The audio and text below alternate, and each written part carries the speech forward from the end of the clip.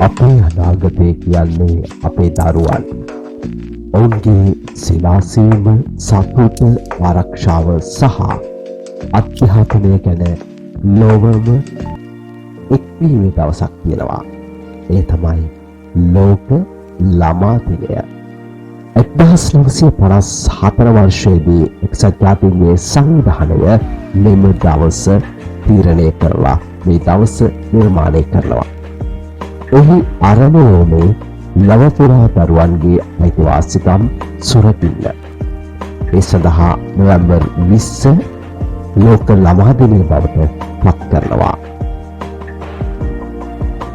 මෙම දිනය තෝරගන්න විශේෂ හේතු තිබුණා. එනම් 1959 නොවැම්බර් 20 දරුවන්ගේ අයිතිවාසිකම් පිළිබඳව ප්‍රකාශයක් ගෙනෙනවා.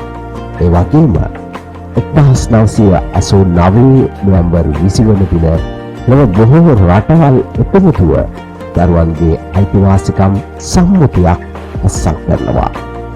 මේ නිසාම නොවැම්බර් 20 යන්නේම ලෝම එකම දවසක දරුවන්ගේ අයිතිවාසිකම් සහ අනාගතය ගැන කතා කරන, මතක් කරන දවසක් බවට පත් වුණා.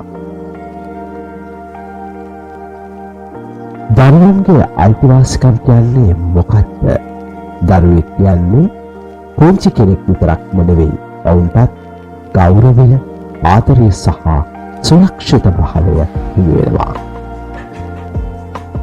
දරුවන්ට තියෙන අයිතිවාසිකම් අතරින් ජීවත් වීමේ අයිතිය, අධ්‍යාපනයේ අයිතිය, සුරක්ෂිත පරිසරයක ජීවත් වීමේ අයිතිය, තම අදහස් පළ කිරීමේ අයිතිය වගේම සමාන අවස්ථා ලබා ගැනීමේ අයිතිය ඔවුන්ට හිමි වෙනවා. ශ්‍රී ලංකාව විශේෂයෙන්ම ලොව බොහෝ රටවල් එක්ක එකතු වෙලා ඔක්තෝබර් 1 වන දින අන්තර්ජාතික ළමා දිනය සමරනවා. මෙය ලංකාව ගොඩනගාගත්තේ 1950 දශකයේදී.